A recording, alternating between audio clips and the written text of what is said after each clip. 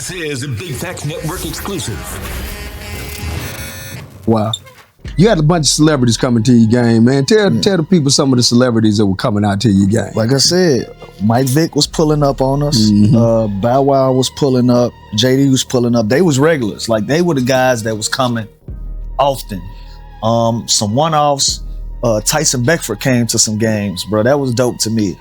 One of the biggest fucking models in the world. And at that time, he was on TV heavy. He had came to some games, man. Tripped me out to see Scottie Pippen come to my games in high school. I was like, damn, that's Scottie. Yeah, Scottie. You know what I'm saying? Nigga, that's some shit I looked up to. Yeah, Scottie was one. I'm gonna tell you somebody that didn't come, and I'm glad it kind of didn't work out, because he probably would have set the city on fire. He probably would have flipped my school upside down. LeBron was on their way to a game, and their flight got in kind of late. Okay. And he didn't have an opportunity to make it, but he was on the way to a game and it didn't make it. But I'm kind of glad he did, because that would have been one of the biggest distractions in the world. Before the highlights, before the six-man trophies, before the league knew his name, Atlanta already had a problem. Lou Williams. Straight out the north side of Atlanta, he was built different from the start. A true high school phenom, the kind of talent that had the whole city pulling up. We are talking legends in the building.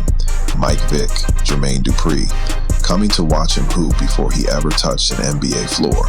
No shortcuts, no waiting his turn. Straight from high school to the league, and he never looked back. They called him a role player, but real ones knew better. Lou was a closer, a bucket when it mattered, a scorer you could not game plan for.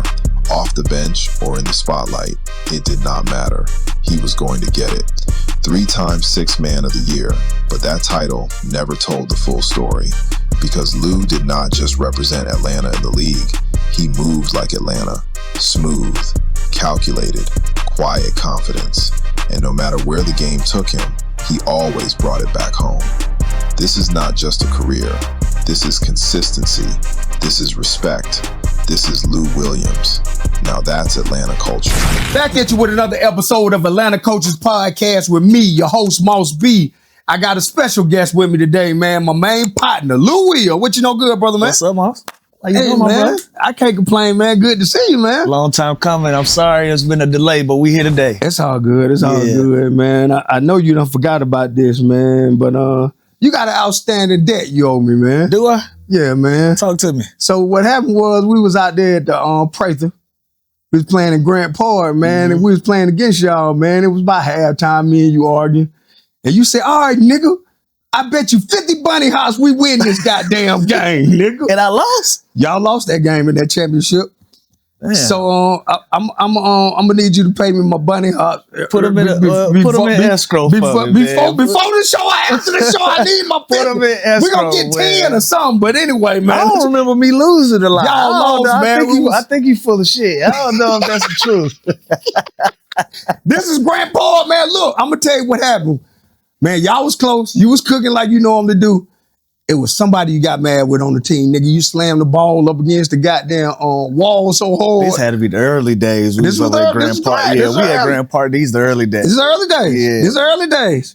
Look, Right, you know how Wallace put his team together. We're gonna put some shit in the game. Yeah, Wallace probably beat me once every 3-4 years. Yeah, we got it. Yeah. I got the. Don't worry about them. I ain't forgot about them goddamn bunny hops, because I know I was gonna have to pay. I was about to pay right there on the court if I would have lost. Goddamn, Lou slipped up out the back door. Goddamn it. But anyway, all right, man. You know we got to start off, since this is the Atlanta Culture page, man. Yes, sir. Where were you born in, man? Memphis, Tennessee. Memphis, Tennessee. Yeah, I'm like everybody else in Atlanta. You know, ain't nobody from here. This is very, very true. I'm like everybody else This that is true. from Atlanta. Because a lot of niggas think I was born in Atlanta, but I was actually born in Chicago. I just left that man. motherfucker before I could walk. Come on, Atlanta got to get over there. It's only 3% of y'all that's from Atlanta. The rest of us, we moved here. And I'm a proud Atlanta representative, but I am from Memphis, Tennessee, man. My background is interesting, bro. I'm from Memphis. I moved to Atlanta when I was 8-9 years old. Lived here. Then I moved to Philly when I was 17. Mm-hmm. And I lived in Philly till I was 26. So depending on who I talk to, I'm from Atlanta, I'm from Philly, I'm from Memphis. Yeah. But you know, I got my Memphis roots is real. That's where I'm from. But you know, my formative years, I was in ATL. You know what I'm saying? I spent every weekend in South DeKalb Mall. My mama worked at GNC in the mall. Mm-hmm. So to keep me out of trouble, keep me out of the streets, I had to be in the mall with her every weekend. Gotcha. She ended up getting married, and you know, her and her husband at the time, they wanted a better life for themselves. So where you go when you want a better life? You go out to the suburbs. Go out there to the suburbs. So she moved me out to Gwinnett. And you know, once I got to Gwinnett County and I realized, you know, I am an inner city kid, but once I realized that nobody respect Gwinnett County, I said, well, shit, who gonna tell me I ain't cool? You know what I'm saying? Who gonna tell me it ain't popping out here? So I just started representing Gwinnett loud and proud. You know what I'm saying? Shit, while we talking about Gwinnett, what high school you went to? South Gwinnett High School. South Gwinnett. Yeah, we put it on the map. So if you already said this, but I still got to ask you this. If you had to identify with a city, what city would you identify with? Shit, Snellville. I gotta say it. Snellville, a city? For me, you know, that's what I'm saying. So, cause you already trying to discount my shit. You see, I already heard your boy come in talking about North. Yeah, see, that's why. But again, when you trying to plant your flag somewhere, I want my flag to be planted somewhere it ain't never seen none for. I want my flag to be the first one. Yeah, so you know, once I made it to the NBA and did my thing, they made Snellville Lou Will Day, and then Lou Will Day turned into Lou Willville. Mm-hmm. So I represent my own city. I represent Lou Willville, Georgia. You know what I'm saying? Look. So while we on that, and your partner over there yelling about the North, yeah, that's so. us. Do you think the North get they just do? You think they never will? Never will. You know how y'all city boys is. You know we never will. But I told you off camera. I said, shit, however y'all want to chop it up, y'all got to add us in all the conversations in Gwinnett County, because we got the most pros in football, the most pros in basketball. If y'all want to talk about the street shit, y'all gotta name them. Yes, maybe absolutely. In your era and shit. To this day, right now. I'm about to do my research. So right now, y'all probably got a few bigger names like stars. Okay. But when you talking about the numbers though, that's us. It's Gwinnett. Absolutely. That's I think us. that's some new shit. I think I'm about to go. I'm old. Once I go look at it. Yeah. I go look at it. Research. Google's your friend. Check it out. My friend, man. Check it out. But no, it was just one of them things, man, where I understood how Atlanta worked. And you know, everybody proud here. Everybody rep their side. And this is true. I was like, well, shit, we gonna shine a light over here to this little ass town in the middle of Gwinnett County. And, you did make that cool. You did that. I got to give you props. You did that shit. Yeah, you did that shit. So you moved from Memphis to Atlanta, man. Yeah. What was it a culture shock when you moved here, or what? Somewhat, you know, but I was so young, man, that I didn't really even. I was just eager for a new experience. You know, when I lived in Memphis, you know, you experienced a lot of wild shit growing up. And then coming to Atlanta, you know, Atlanta being a big city, I just felt like damn, this is where I was supposed to be the whole time. You know what I'm saying? I felt like I fit in and I was where I wanted to be, especially for a kid that had big dreams and wanted to do things. Like I always felt like I was going to be something, do something. I didn't know it was going to be basketball. At that time, I played all sports. I played football, baseball, basketball. Shit, I dabbled in music. Everything that you could think of, I had my hands in it when I was a very young kid, man. So it just always felt like I was supposed to be in Atlanta. So somewhat of a culture shock, but I felt comfortable. I felt at home, too. What part of M-Town you from? Black Haven zone. Black Haven? Yeah. Whitehaven? Killarney and Mill Branch, man. I got you. Yeah. I got you. I had to ask that because I know a lot of people don't ask that. Yeah. So that get down to you. Memphis get upset with me sometimes because I rep Atlanta. Memphis is like, bro, you one of us. Stop saying that Atlanta shit. Zach Randolph, he checked me every time Zebo see me. He checked me. He like, bro, stop saying you from Atlanta. You from Memphis. Where is Zach? Zach ain't from no Memphis, but he represent Memphis. He represent Memphis. Played there. Yeah, he from Naptown, but he represent Memphis. You know what I'm saying? So I got a lot in my history. Yeah. Black Haven. You just had DJ Paul on there. He Black Haven. B-A-Z zone. Yeah, I had Paul on there. He represented. So look, man, I wanted to ask you this, man. How did you manage to stay focused and grounded being 17 and being like a celebrity kid in the city where you from, right there in Gwinnett? I don't know if I was grounded. Well, if you want, tell me how you wasn't grounded. Tell me some things that you went through and you did. I think that's the reason how my career kind of went the way that it did. You know, when you meet a Bow Wow when you're 14 years old, you know what I'm saying? When you meet a Jermaine Dupri when you're 14 and a Mike Vick at that age, and you got to think this 02 Mike Vick. Yeah. You know what I'm saying? This is city in full uproar about. This is the Mike Vick experience. This is when JD running around saying he the mayor. Yeah. This is when Bow Wow is the dog. You know what I'm saying? And that's my ecosystem. So it was like, damn, if you're gonna be running around with these people, you gotta level up. Yeah. You know what I'm saying? Yeah. You gotta level up. And so based on them experiences being around them, I just knew that I probably wasn't going to college. I never could wrap my mind around getting up at 5 a.m, working out and struggling, trying to figure out what I'm gonna eat for lunch. You know, this pre-NIL. So I'm like, I just don't understand that whole thought process. You telling me they finna make $1 billion off of what we doing, and my coach can't give me some pocket money? So college was just never something that was appealing to me. And then once I saw Sebastian Telfair go pro the year before I did, that opened my eyes up like, oh, this is something I can legitimately do. That's what I was just about to say. See, a lot of people, me being a basketball player too, a lot of people don't understand going pro at your size out of high school. Yeah. That shit was kind of unheard probably of. Still only 2 of us. Yeah, there was you and Sebastian. Me and Bessie. Everybody else, they 6'7" or above. They big. They grown men already. Body wise. You can see the potential in where they can go. For us, we had to rely on our skill set. No doubt. You know, people was kind of looking at him kind of crazy, looking at me kind of crazy, but you know, in hindsight, we both had very reputable careers. You know what I'm saying? No doubt. Y'all did, especially you. I wanted to ask you this, since you was talking about JD and you was talking about Bow Wow. You had a bunch of celebrities coming to your game, man. Tell the people some of the celebrities that were coming out to your game. Like I said, Mike Vick was pulling up on us. Bow Wow was pulling up. JD was pulling up. They was regulars. Like, they were the guys that was coming often. Some one-offs. Tyson Beckford came to some games, bro. That was dope to me. One of the biggest fucking models in the world. And at that time, he was on TV heavy. He had came to some games, man. Tripped me out to see Scottie Pippen come to my games in high school. I was like, damn, that's Scottie. Yeah, Scottie. You know what I'm saying? Man, that's some shit I looked up to. Yeah, Scottie was one. I'm gonna tell you somebody that didn't come, and I'm glad it kind of didn't work out, because he probably would have set the city on fire. He probably would have flipped my school upside down. LeBron was on their way to a game, and they flight got in kind of late. Okay. And he didn't have an opportunity to make it, but he was on the way to a game and it didn't make it. But I'm kind of glad he did, because that would have been one of the biggest distractions in the world. But we did well for, you know, a Gwinnett County school and a Gwinnett County team that, you know, we wasn't touted to be a powerhouse. Like, that was just the school that was close to my house. Yeah. You know what I'm saying? Like, it ain't like I transferred there or nothing. That was just my local school. So to be able to turn that into what we turned into for, you know, 3-4 years while I was there, that was amazing. I was about to say, go back to what you said earlier, man. You said you gonna make wherever you was at gonna be the shit. Got to turn something into something. Yeah, that's the same thing. Yeah. So I fuck with that. I fuck with that tough.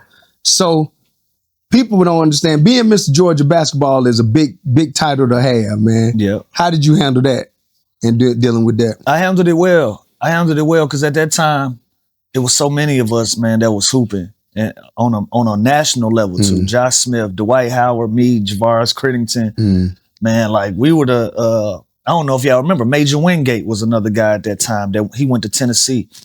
But we had so many guys in the city, so many talented guys. Vincent Banks was in South Atlanta. He was doing his thing at that time. Jody Meeks was in Gwinnett County doing his thing. It was so many guys that was making an impact. And I just wanted to be one of them, bro. I was like hell bent on just really being able to represent Atlanta on a stage that can be respected. You know, I was so caught up in my head, I didn't realize that I was kind of ahead of the race. You know what I'm saying? I didn't realize it was like me and Dwight and Josh, and until Josh went to Oak Hill. And that's when it dawned on me, it was like, all right, you can relax now. Like, I think they get it. Yeah. That's when I kind of relaxed. But before that, I was hell bent on just representing Gwinnett County. But I think you did some shit that I tell a lot of people don't understand. Not only was you Mr. Basketball, because this happened with my own kid, Isaiah Collier. People always talking about Mr. Joy. I'm like, man, that man was Naismith Player of the Year. Yeah. That's totally different. That means you the best out the best in the nation. Game. That's different. Yeah. You was a Naismith winner. Yeah, that was a different ball game. And I didn't understand what that was until I looked at the trophy. Yeah, you see the names on there. You see the names on there? You're like, oh, shit. Yeah. It ain't but a few out of Georgia. Exactly. It might be me. I think it's you. It's on South Side. Donnell Harvey down South Georgia. Darnell on there? Yeah. I ain't no Darnell Harvey's on there. Dwight. Yeah, I know your boy that played in South Atlanta on there. That went to Tech. What's his name? Glove? Not Glove. No, Glove. Derek Favors, because when I got one? Yeah, because when I saw Isaiah's trophy, I'm like, damn, D Fave on there? There you go. Yeah. There you go. So it's a handful of us. But that's to have that, man, like that's why you can have these conversations 20 years later. You can look back and say, nigga, I got that. Yeah, I got that. That's the big one. Yeah. That's the big one, nigga. Y'all got the Mr. Gatorade. I got this one. Yeah, that's why I ain't doing these conversations about Mount Rushmores and all that. I feel you, dog. That's big dog shit. That is. I ain't doing them conversations. Y'all got to go check the numbers. Yeah, there's only one person in the state of Georgia did it better than I did, and that is a nice lady. Shout out to Maya Moore. Yeah, I go Maya Moore. Maya Moore that's ridiculous numbers. Yeah, she did her thing, ridiculous. Man. Nobody ever go touch with I think Maya Moore is the best female player to ever touch a basketball. I think we was just robbed because she went to help. If we really want to talk about it, I think she's the best player in the state of Georgia in the history. Men and women. If you look at the numbers, men and women, hands down. You look at the numbers. That's a lot. For me to say that, that's a lot. I was about to say, and I can't say that you wrong by looking at numbers. Check it out. Ain't nobody else put no numbers up like she did. And we just talk. If we just want to talk about high school, or we want to talk about the totality of everything that she did, real shit. She is by far the best player to ever come out of the state of Georgia on any level. So I wanted to ask you this too. You were supposed to go to UGA if you didn't, right? Yeah. What do you think that would have looked like if you went to Georgia? How would that change the scope of things? I think it would have been interesting because if we'd have got everybody to go that was supposed to go. Hold on. So I want to hear this. Who was the everybody would have went that was supposed to go. Like looking back, it sounded like a fairy tale. But me, Josh, and Dwight, we all had agreed that we was gonna all go to Georgia. But I would have needed them to stay for 2 years for us to play together. Yeah. They weren't gonna do that. Staying at college. They weren't staying at college though 2 years. So it sounded like a fairy tale, but if all three of us would have went, we probably would have made some real noise at UGA. We probably would have put UGA on the map. Yeah, y'all would have definitely took them to a championship. Yeah. I never considered Tech. So I was always a Bulldog, man. Tech fucked up with me one time, and that was it. What? I got to hear the story. Yeah, we was it was an unofficial visit. And I came down to the game. Who was coaching there? Paul Hewitt? Paul was the coach. Okay. Paul was the coach. And after the games, the coaches, they go do their post-game interviews or whatever, the radio shows and all of that. And he was doing that. And the assistants or whatever, they came out and got Josh, came out and got Dwight, took them in the locker room. Mm-hmm. And I don't know, maybe I just blended in. And maybe I just did, yeah. Maybe he was all regular looking ass. Maybe I just looked regular or whatever, but the assistant, he left me in the hallway and took them in. And so, I'm sitting out there 5-10 minutes, nobody come out and get me. So I told my mom, I'm like, shit, we out. I'm getting up out of here. Yeah. While I was leaving, Paul Hewitt was coming back. He like, where you going? I said, I've been in the hallway 10 minutes. I know he's mad as fuck at that assistant. He was heated. He done blew everything. He was heated. I think that assistant lost his job. I'm sure. Yeah, I think he lost his job. But after that, I was cool. I was cool on Tech. I love Coach Hewitt. But I was cool on Tech, and I put all my eggs in one basket. I wanted to go to UGA. It was closer to my crib. I'm about to say, you right down the street. You damn nigga drive home and back every day. But that was one of the things that made me interested in wanting to go there. 35, 40 minutes from my crib. It was an opportunity to play in the SEC. Just didn't make it on campus. So how difficult was it for you to not go to college and forego that shit? Which you just told me? It wasn't hard at all. Yeah. It wasn't hard at all because I looked at it like an internship. I'm like, if I can just get picked and a team can allow me to grow and have an opportunity to learn on the fly, you know, and not going to a team where I know I'm not going to play for a year. I'm not going to play for 2 years.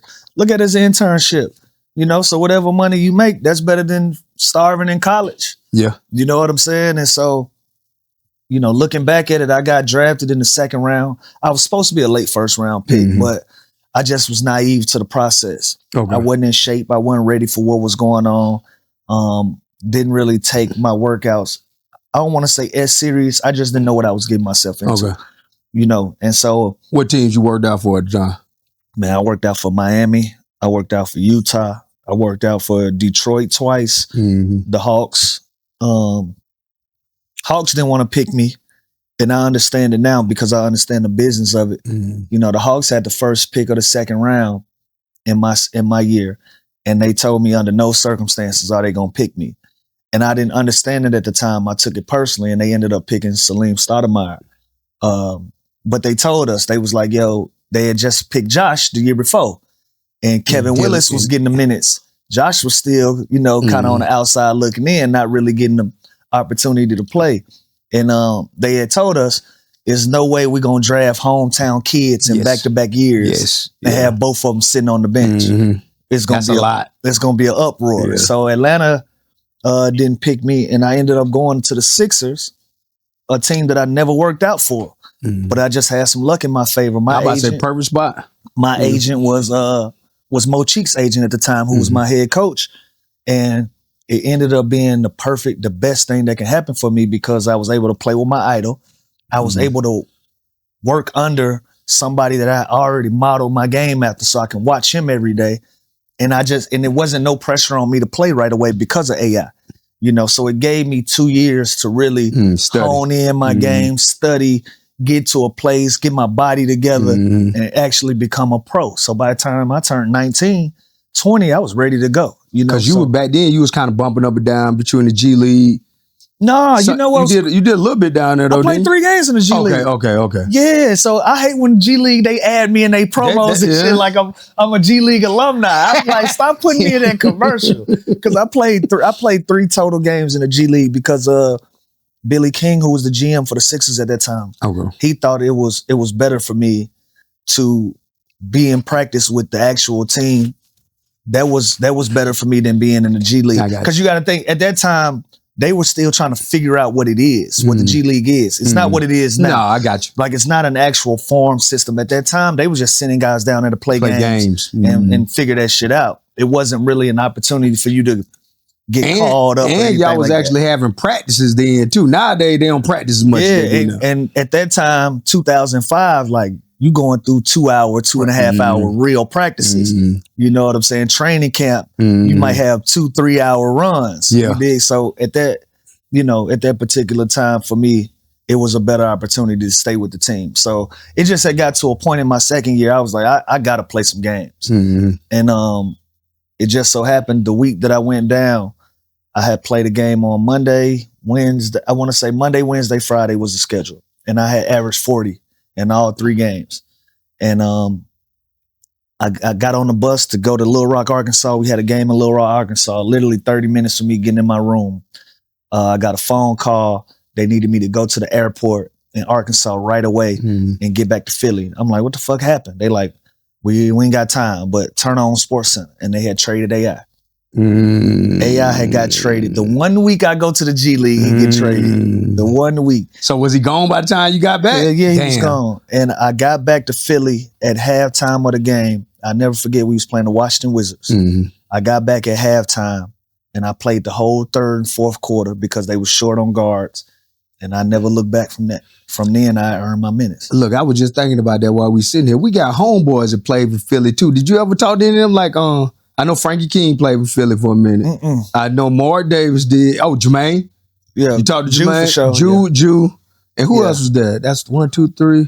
I worked with Jew for a minute. Okay. I think he ended up leaving in free agency or getting traded the summer that I came in. So we spent that whole summer working out together as teammates. And then by the time the season started, he was gone. Okay. Well, y'all were all some Georgia legends. I got to ask you this too, man. During this time you was on earlier, you was in high school, man, with So Def playing pickup games. Yeah. How the hell did that happen? And tell me what the competition was like. Just me.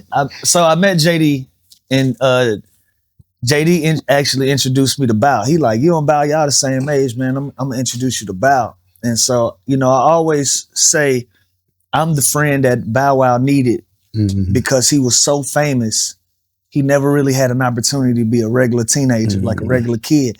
And so we used to just go pick Bow up and take him to the gym and like just hoop and just do regular kid shit. Yeah. So on the weekends, on Saturday mornings when everybody meeting up at the gym and we gonna play some pickup games, like, Bow, come with me. You know what I'm saying? Come hoop with me. So that turned into me taking all the good high school players and having them around Bow Wow, taking them with me to the studio. And going over to the gym. That opportunity. Yeah, and now we mixing both worlds. Now they get an opportunity to see some famous motherfuckers and hoop with the Bow Wows. Like, we don't hoop with R. Kelly, Nelly. We don't hoop with some real stars.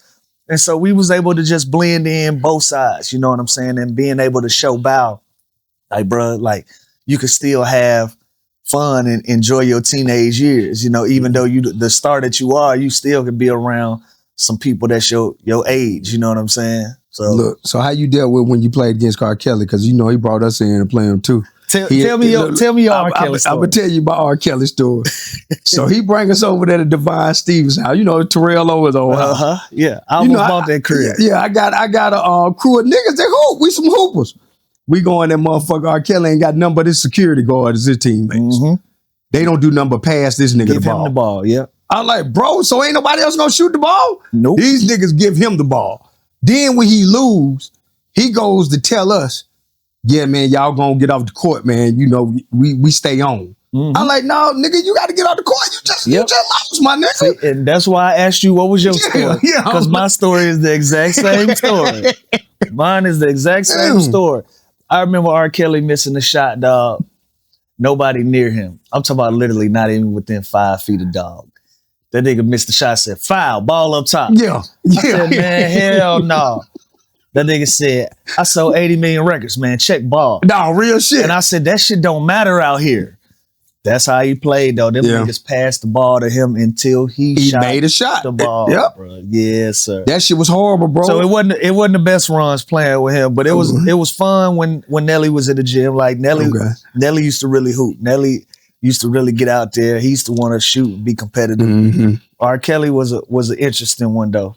That's why. Did you ever get in there T.O. with T.O.? Because he was gone by the time. T.O. was a decent athlete. Yeah, and his brother was good. Vic was good. Yeah, Vic was good. Yeah, we was high school teammates. Yeah. Vic played at South Gwinnett? Yeah. I didn't know that shit. Vic was an athlete, nigga. Junior senior year, he played at South Gwinnett. That was my dog, man. We used to battle it out because he was connected to, T.O. had the Jordan plug.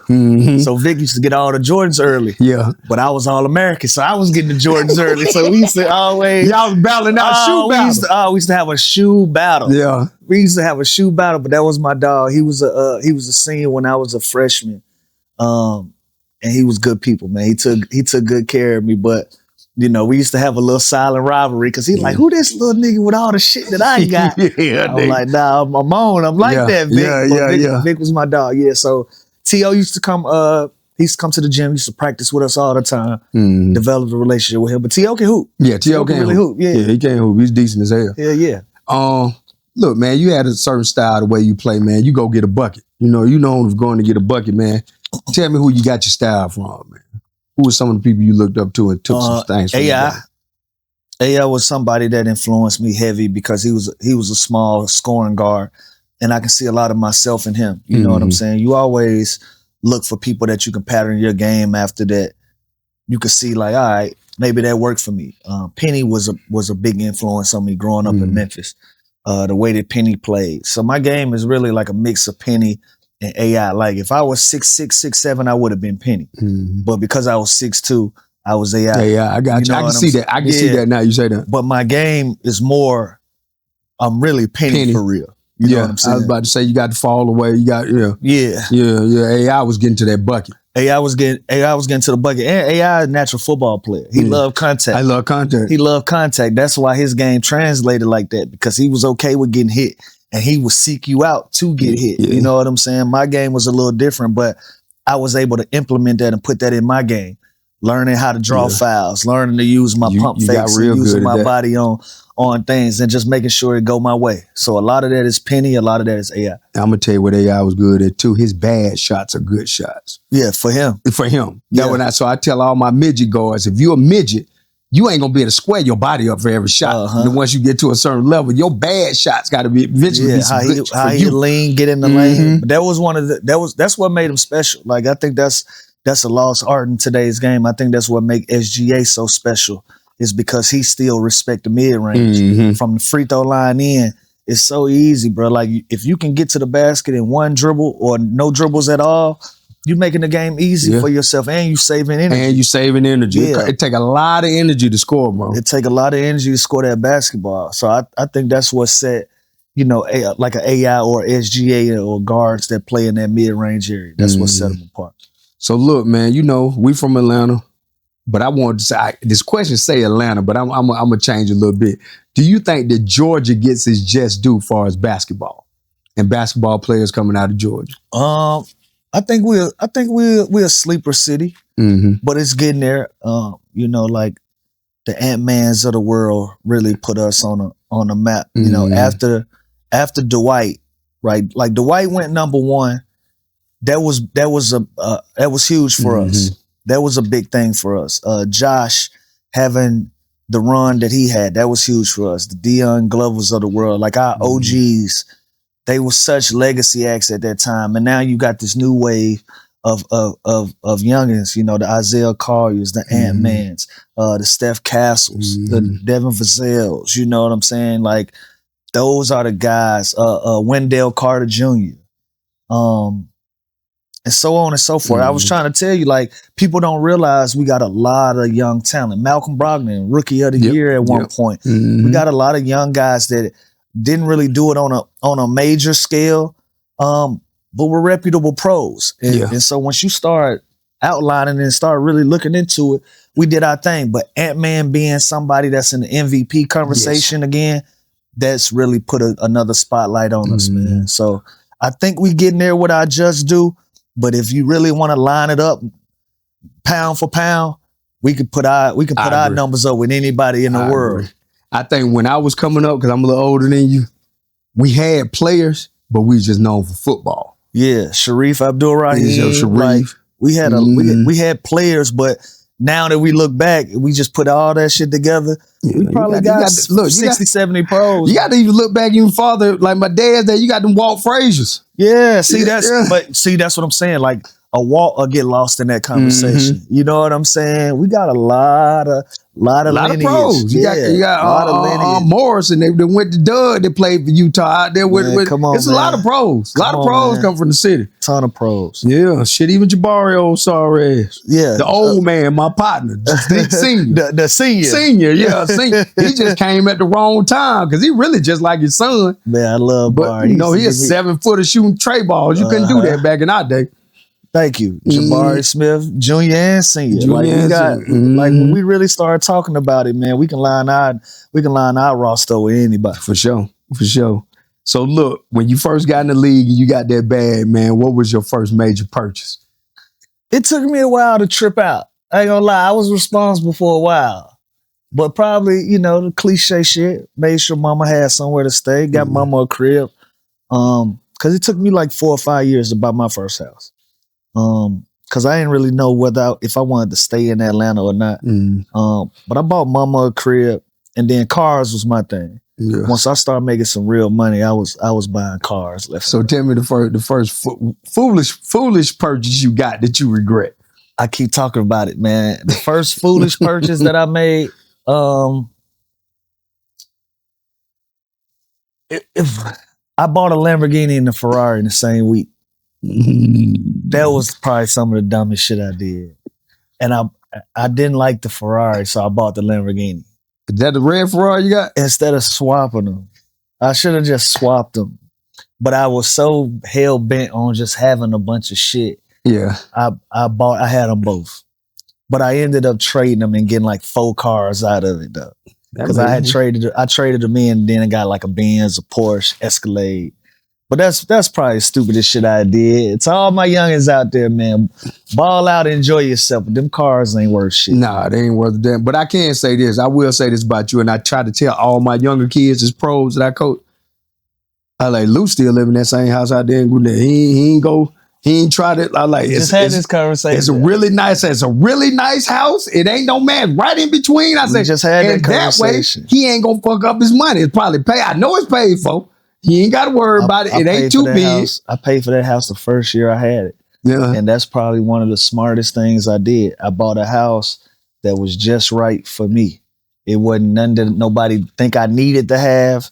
It wasn't too much. I still got 12,000 square feet. I got a beautiful crib, but it ain't no mega mansion or nothing. And that thing been paid off so long. I'm mad that I'm still paying property tax. I'm getting robbed on property tax. Look, and it's had some of the most legendary pool parties and Halloween parties I've been to that Tigger was DJ. I'm telling you, but look, I remember them parties. But when you 20 years old, man, that house, I ain't think nobody had a house bigger than mine at 20 years old. You know what I'm saying? You so young and have a crib like that. I ain't think nobody had it better than me. They didn't at 20. You know what I'm, at 20, so they did. You know, but in hindsight, that's probably one of the best investments I made was the crib that I stay in and lit. Like I done remodeled it 100 times at this point. You know, just trying to keep it fresh. But I got space, I got land. I'm out the way. Yep. And I ain't never got to move out of there. Yep. You know what I'm saying? I ain't never got to downgrade. Look, man. So you played with Allen Iverson as a rookie, man. Was you ever starstruck at times? Absolutely. I was starstruck the whole time. I was starstruck the whole time working with Bubba because, again, like, that was my idol. That was somebody. I got tattoos because of him. You know what I'm saying? Everything that I patterned was because of him. So being with him every day on a day-to-day basis, and he took me under his wing. Like, I was a fly on the wall. I saw a lot of fly shit. I thought you got to go. You got to give some stories. When you man, I was with him at the height of it when he was a rock star. You know what I'm saying? Like I was his teammate the year after the practice rent. Okay. Like so, I seen him rub shoulders with the who's who. I seen his impact. You know, like man, we used to get the hotels, bro, and it's usually fans out there, but for him, it used to be pandemonium. Like. His shit hit different. Rockstar. Real rock star. Like we use that rock star term very lightly though. Till you actually see one. Till you actually see when one. You can't move around. And that was it. And trust me, bro, I done played with Kobe. I done played with James Harden. I done been around some real stars. AI was a rock star though. That's what set him apart, man. Just, bro, I could tell AI stories all day, bro. Like, look, I already know, but I want to ask you this too. Look, you was under 21 when you got all this money. Yeah. So it wasn't very many places you could go to. Yeah. I used to get the X on my hand. Yeah.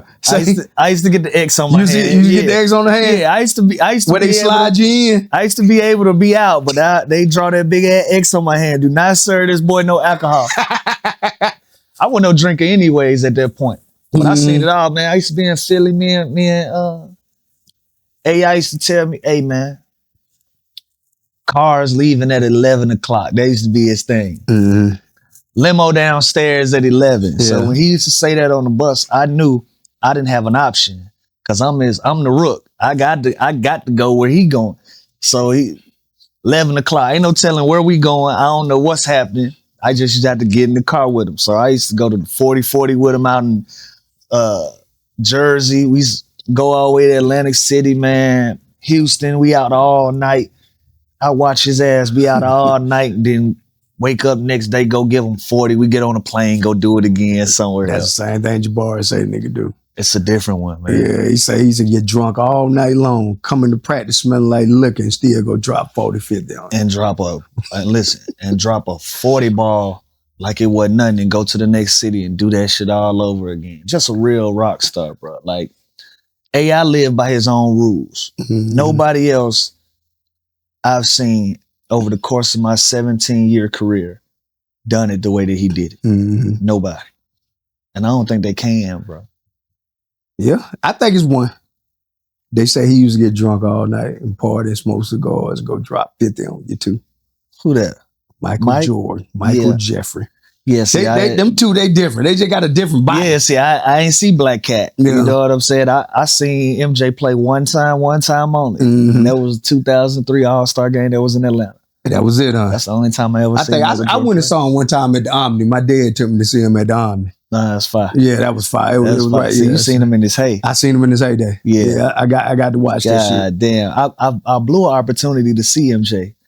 My brother wanted to take me to a preseason game in Memphis. They was playing at the Pyramid in Memphis. I remember when they played at the They was Pyramid. playing the Portland Trailblazers. I'll never forget it. Chicago Bulls and Portland Trailblazers.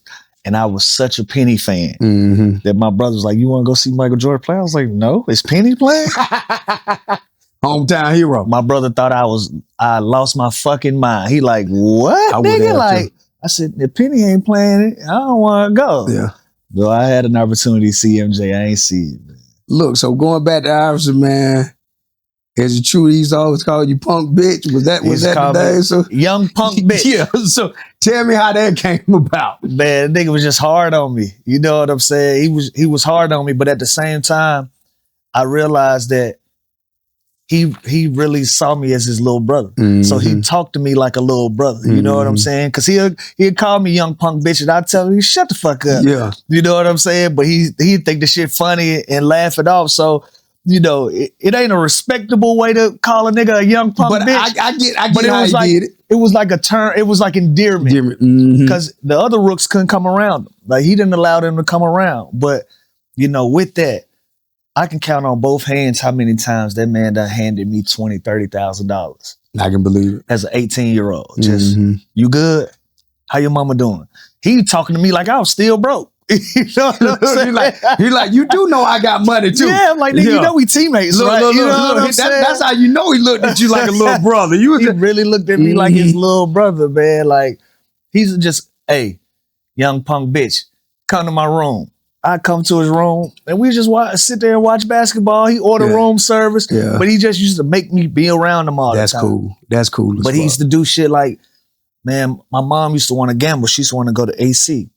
And he just overheard her say that she wanted to go to AC made sure one she night. sent out there. Huh? That man told my mama, he said, follow me.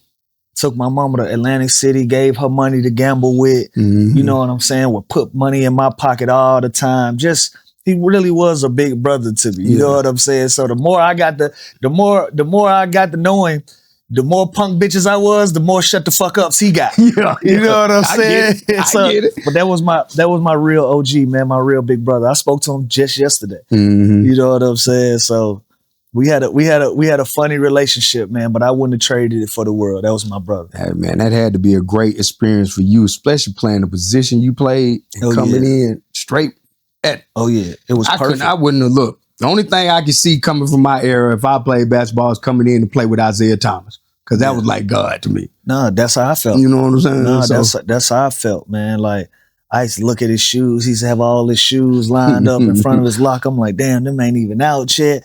Them the new AIs, and he Yeah. in there sampling them and everything. Like, I got a first class seat to some classic stuff. Yeah. Bro, for sure. Yeah, that had to be amazing. Look, so you also was Kobe Bryant's teammate Yeah. on this farewell tour. Mm-hmm. What the hell was that like? It was unique, bro. It was different because we started that season, and he was in dead serious Kobe mode. And then like 10 games in, you can tell that his body started breaking down. Like I remember vividly him saying like, I don't want no farewell tour. I don't want nobody feeling sorry for me. Like I'm still doing it. And as he realized that his body wasn't gonna give him what he needed, he took his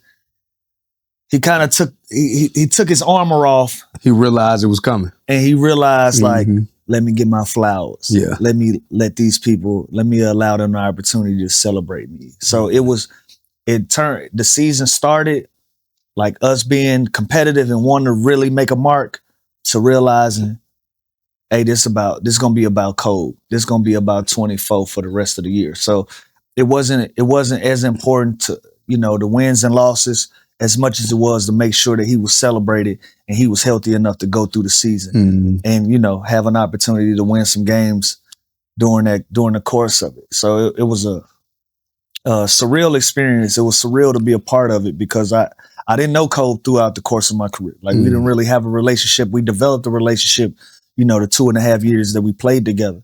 And I was happy that it meant a lot to me to know that he respected me. Like that meant a lot, knowing like, damn, like he fuck with me. Because even his very last game, I'll tell you the story. I was about to ask you about the last game. His last game, you know, people can go back and look. He had been playing with the rookies in the second year guys because they had shut us down. Me, Meta World Peace, Brandon Bass, Nick Young, the other vets on that team. They shut us down. We was done playing. And so they had him out there with like Julius Randle, Jordan Clarkson, D'Angelo Russell, Larry Nance Jr. He was out there with all the rookies in the second year guy. And he come in the locker room, he telling me and Meta, he like, I'm gonna shoot the ball 60 times. I'm gonna shoot it 60 times my last game. I'm going out. I'm going out. He gonna shoot all his bullets out. I ain't mad. He telling us he's gonna shoot the ball 60 times. And then he say, hey, it's my last game. Y'all gotta play. Yeah. No, the fuck. We want to watch this shit. Yeah. You talking about you about to take 60 shots? You want us to play now? Yeah. Hell no, we not playing. That was one of the funniest things. We got a big laugh out of that because he didn't realize what he was saying to us. How you gonna tell us you finna shoot the ball every time? Like nigga, we just gonna pass you the ball. But you want us to play? Yeah. And I'm like, hell no, we want to watch it like everybody else. But in hindsight, I should have played in that game. I about to say, got to get somebody to get you the ball. I should have played in that game. Just make it easier on. For the sake of saying I did. Yeah. Just for the sake of saying I was a part of that. I was a part of history, you know, and, you know, God bless the dead. You know, obviously we didn't know that, you know, tragedy was striking. He would lose his life shortly after that. But, you know, looking back, those are things that you can live and tell your kids and tell your grandkids that you was a part of some dope. You know what I'm saying? Now, we was talking about the respect factor with Kobe too, man.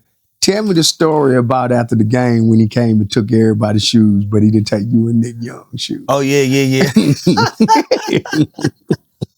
I ain't gonna lie, that was some of the funniest shit I ever experienced in my life. We was out in Portland, and it's early in the season. Just before the farewell tour had started.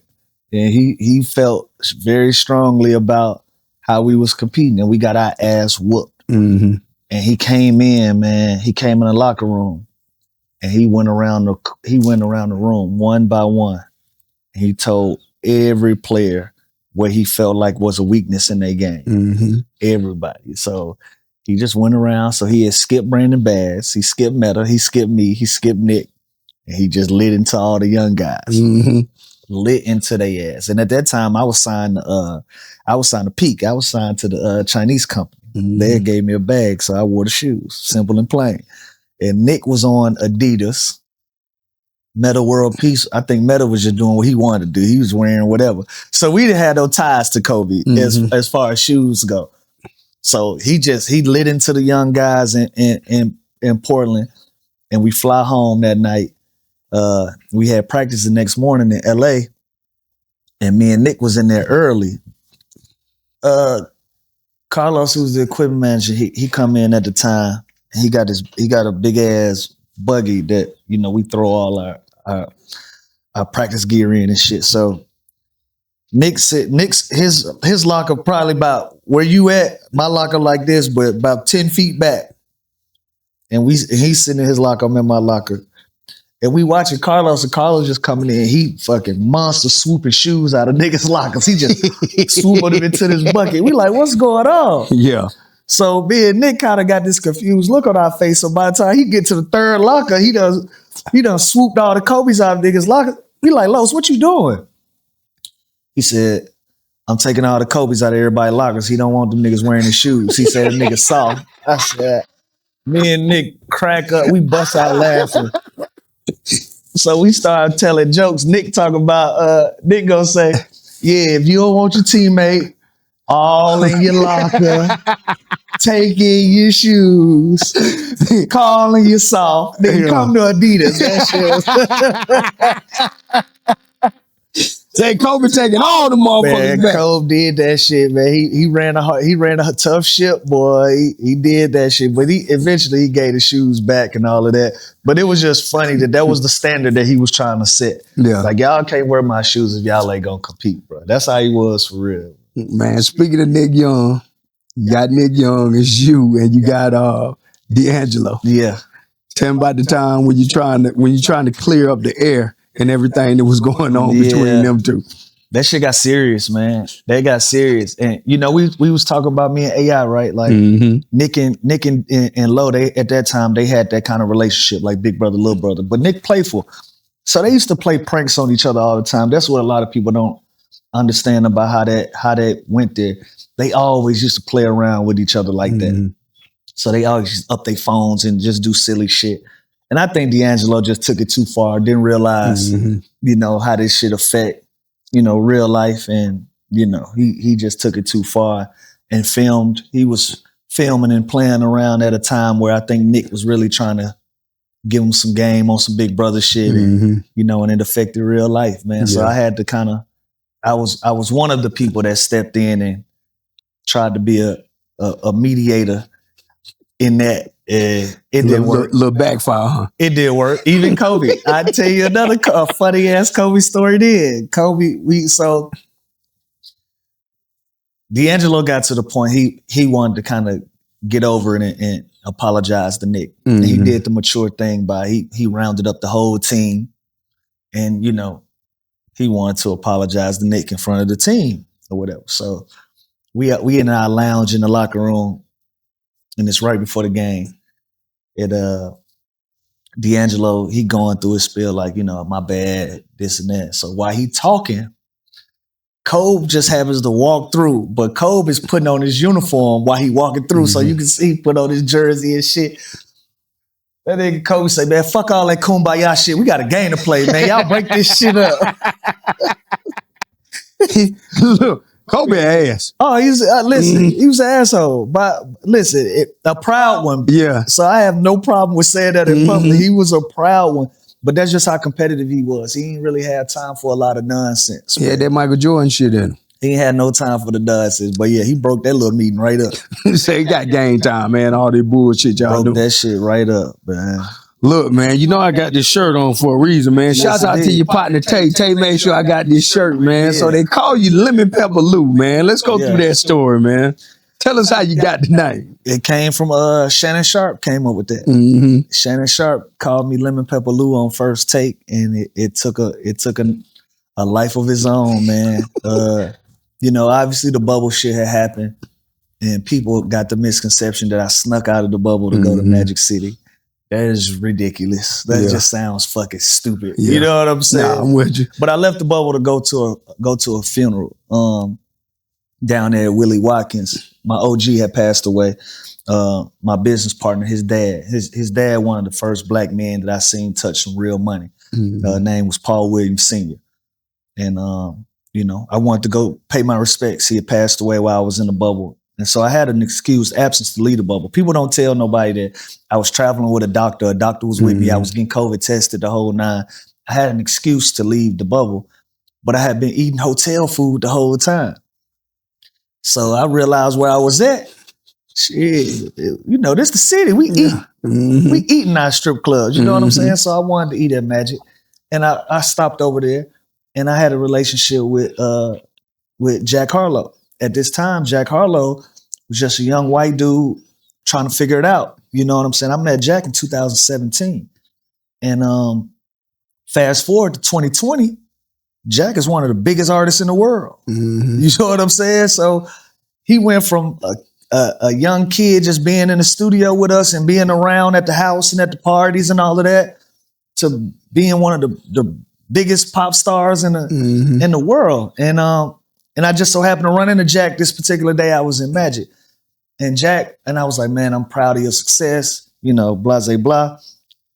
And Jack was like, man, this shit is kind of crazy, right? I said, yeah, this is crazy. He said, you think we can take a shot? I said, yeah, I don't see the problem with taking a shot. Shit, we both got our mask on or whatever. So We take the shot. He was like, can we take a picture? I said, shit, again, you got a mask on, I got a mask on. Ain't nobody tripping. So we take the picture. All went wrong. We take a picture. He posted. Jack is a big star now. Yeah. So when he posted it, go viral. Oh, Lou is out of the bubble. Lou done snuck out of the bubble. So Jack tried to save face. He tried to cover for me and said, because he didn't know no better. He didn't know I had an excuse to be out of the bubble. He said, nah, y'all chill. That was an old picture. He took it down. The problem was I had on the bubble mask. So he tried to cover for me like, nah, this is an old picture. So it started going viral because of him saying that it was an old picture. So it turned into that to I snuck out of the bubble to go to Magic City and this and that. But the reality was the NBA did an investigation.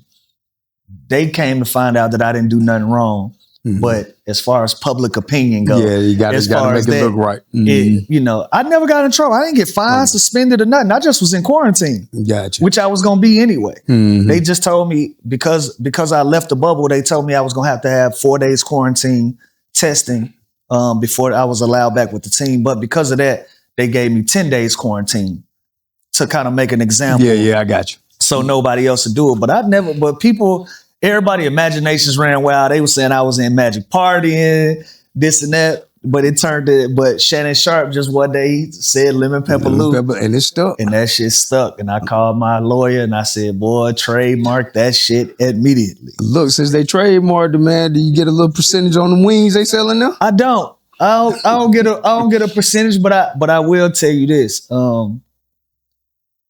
Magic and the staff over there has become, my extended family. That's somewhere I've been going over 20 years now. And, I don't need nothing from the kitchen. I don't want nothing from the kitchen. But I do get the option whether I want to pay or not on a lot of nights. I'm sure. Yeah, I do. I'm sure of that. I do get the option. Like if it get busy in there and I just leave, ain't nobody looking for me. It ain't no problem. But I love everybody that work in the kitchen. Love everybody that show me love and respect over there. I usually take good care of my people over there. But this Atlanta, that's how we do our folks. Definitely. Jack Harlow going through his little thing right now, man. Yeah. Jack going through a little tiff. Well, when you creative and you're an artist, you got every right to push boundaries and see where it go. And it get mixed reviews, but you got to take chances. Sometimes you got to get out there and see if people gonna be receptive to what you're trying to do. And so, he gotta take the good with the bad. You know what I'm saying? And get back to the drawing board and get the people what they want. But he got balls for even going out there and doing something that people were like, what the fuck are you doing? Yeah, sure, man. He got balls to go out there and explore. So, shout out to Jack. Look, man, so give me your perspective on the Magic City not getting canceled at the house. Yeah.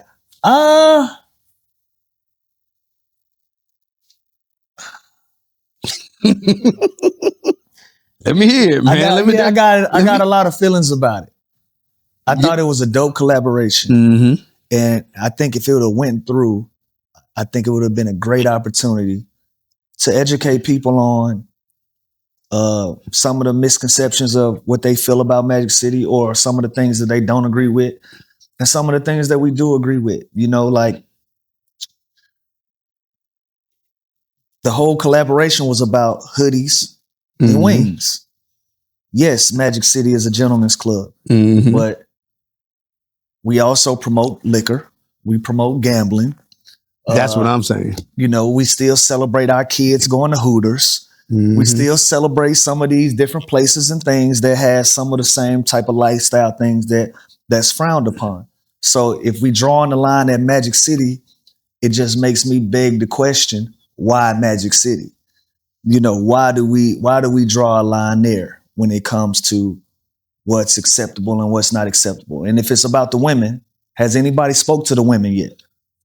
Has anybody had a conversation with the women involved in this? Ain't nobody had one. Of course not. So if it's about the kids, then we got to have a broader conversation about everything that we're allowing them to be exposed to. So I'm okay with the conversations being had. I hate it just had to be had on the tab of Magic City. Thank you. That's my beef. It's cool to have a conversation about what we expose our kids to. It's cool to have a conversation about women and abuse and all of those things that you want to have. But what made Magic City be the place to have this conversation? Because it wasn't cheaters. If it was cheaters, it would have been just fine. You feel me? So on the basis of what it was counseled on, I'm just a little confused. Mm-hmm. I'm just a little confused where we draw the line at. I would have loved to see it happen. Because again, this is Atlanta. And if you on the outside looking in, you might not understand how we get down in some of the things that we consider part of our culture. You know, like I've seen people make the argument, that ain't our culture. Like it or not, that's part of it. You know what I'm saying? Gentlemen's clubs, that's part of our culture in Atlanta. And I thought it was a tasteful way to go about it. Like it wasn't like the women was gonna be in there doing their thing. You know what I'm saying? They like sell some sweatshirts. It was about merchandise and it was about bringing awareness to the kitchen.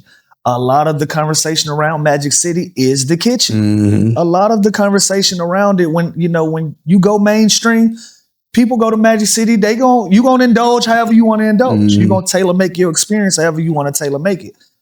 But it was about the kitchen and it was about the hoodies. That's it. So, what it turned into, I didn't love that, but I would have loved to see it go through.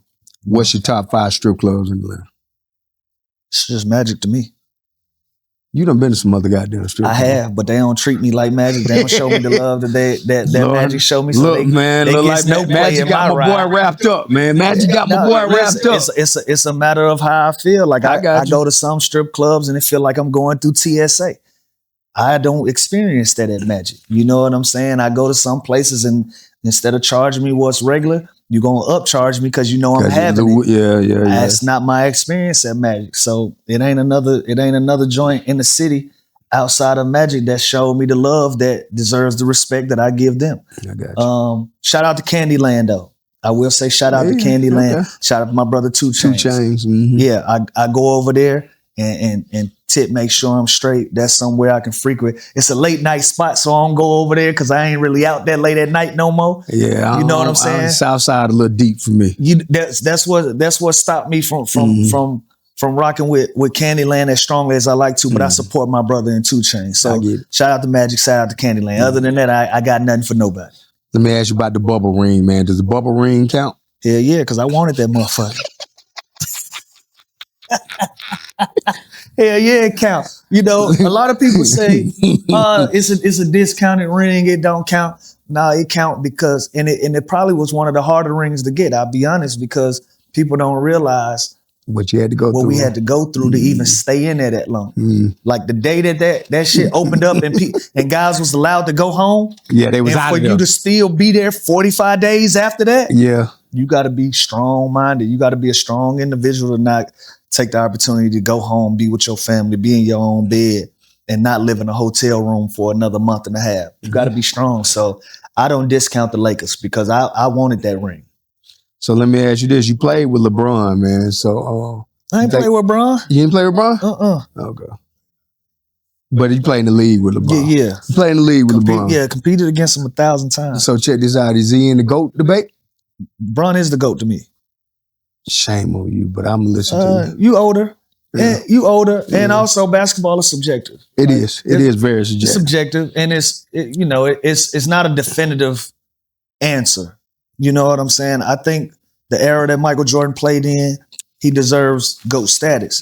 But I think for me and what I experienced with Bron, we never seen nobody from the age of 13 have an expectation level as a LeBron James. And at 41, we still got an expectation level. He's the most crazy specimen physically that we've ever seen. He's the best basketball player you've ever seen. I'm not going to say that, but I say he's the best basketball player you've ever seen because he went out and got a scoring record that we thought that couldn't be touched. And for him to be able to go get that and not have the reputation as being a scorer. He's always been a scorer. Why y'all saying the man ain't a scorer? I don't say that, but reputation-wise, they say, "Oh, he's not a killer." He's not a killer, but he's a scorer. He's a basketball player. That don't play basketball say he ain't a scorer. He's a basketball player. So to go get that record and to still be top 5 in assists, rebounds, and all of that shit, still he's good. Like again at 41 years old, he is good. He's good. At 41. Like when we saw MJ in the Washington Wizards, we was just happy to see MJ. Let's be real. He was playing on one leg. We was just happy to see him. Mm-hmm. We still care whether this dude competing for a championship at 41. So we talk about a span of 25 years. He's had a level of expectation that he's met.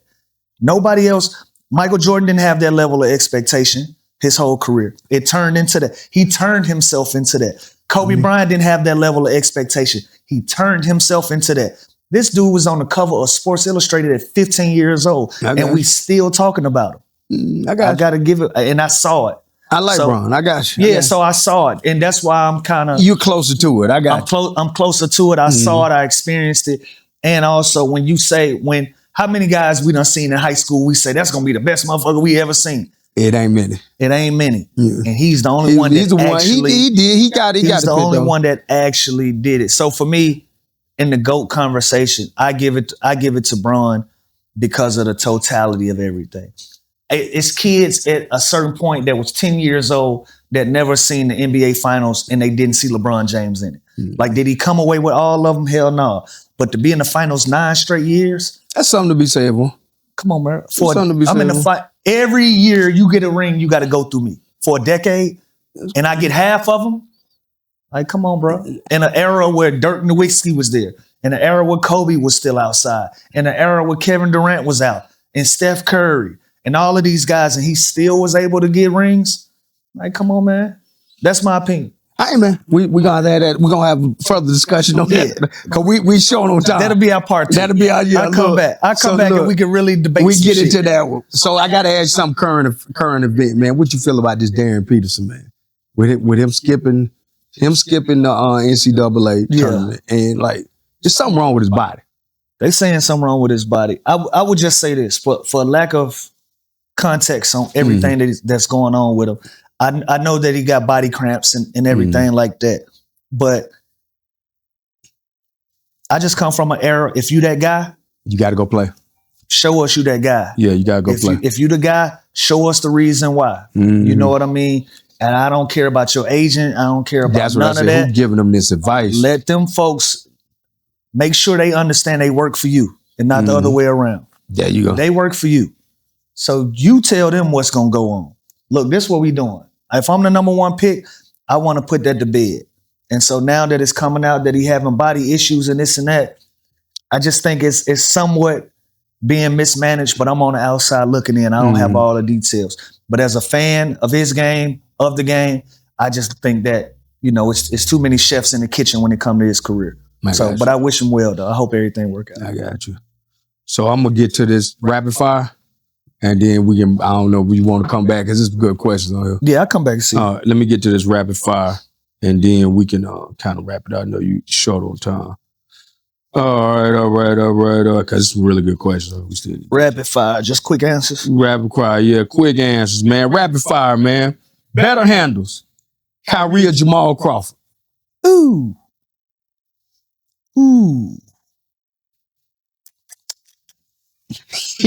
Come on, boss. Come on. Ain't rapping at all. I take Jamal because Jamal, he tried a lot of that shit in the games. Okay. All right, 6 man. Manu Ginobili or Jamal Crawford? Jamal. Better clutch shooter, Robert Horry or Reggie Miller? Robert Horry. Y'all here. All right. 1-on-1. You said clutch shooter. Clutch shooter. I think Reggie is a better shooter. Yeah, but clutch. But Reggie, you got it. I go Big Shot done came home with rings. He has off his shot. He has. And it seems like every time he in that situation, that motherfucker bottom. Big Shot right. I got you. So check it out. All right. Better 1-on-1. ISO Joe or Michael Beasley? I gotta go ISO Joe. I seen ISO do it in the league. I know Bees is a 1-on-1 killer in the streets at every level, but ISO Joe is ISO Joe. You got to get that to him. Gotcha. I didn't put this question together, but I'm still going to ask it.